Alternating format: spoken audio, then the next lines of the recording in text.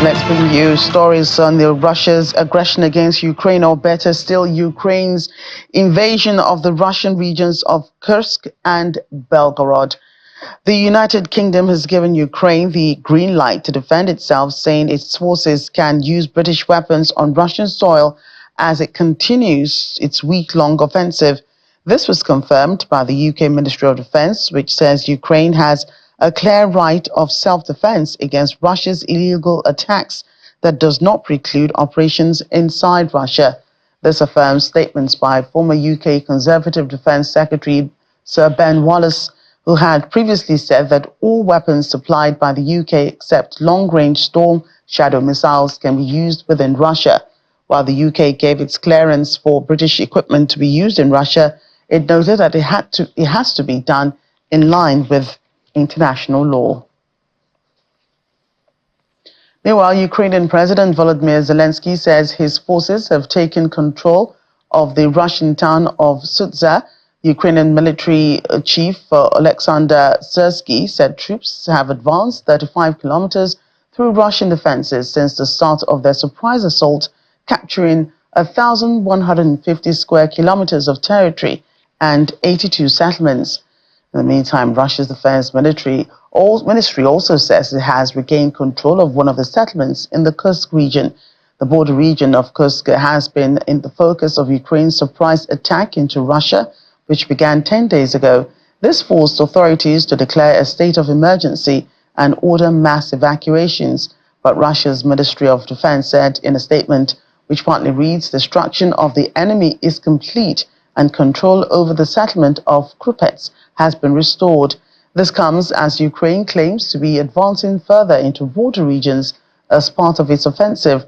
Russia's second region of Belgorod, which also declared a state of emergency, has now declared what it called a federal-level emergency situation following the incursion.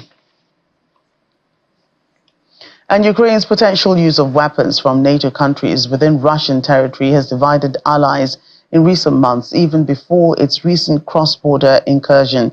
But the White House press secretary, Karine Jean-Pierre, said that the United States will continue to make sure the Ukrainians are provided with what they need in order to fight Russia's aggression.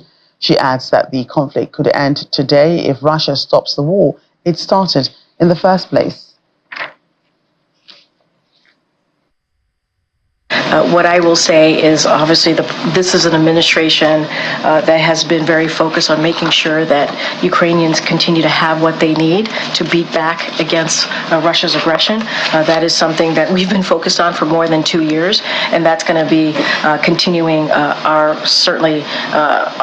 commitment, not just us, the more than 50 countries that the president was able to come together to make sure that Ukraine is able to fight for their democracy.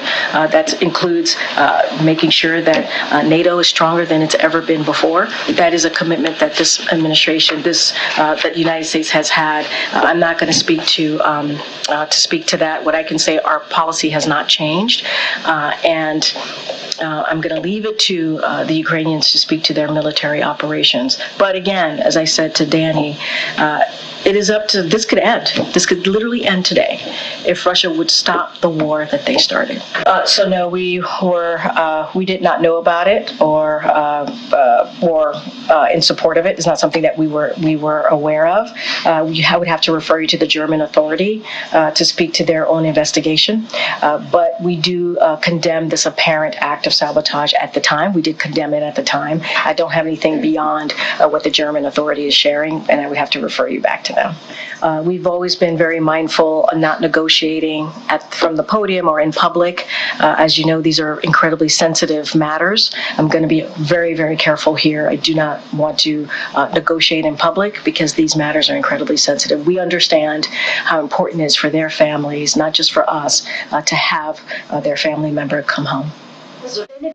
A U.S.-Russian citizen identified as Ksenia Karelina has been sentenced to 12 years in jail in Russia for treason. The 33-year-old, who pleaded guilty last week after a trial held behind closed doors, was sentenced by a Russian court for donating $51 to a charity supporting Ukraine. Ms. Karelina had been accused by Russia's FSB security service of raising money for a Ukrainian organization providing arms to the Ukrainian military.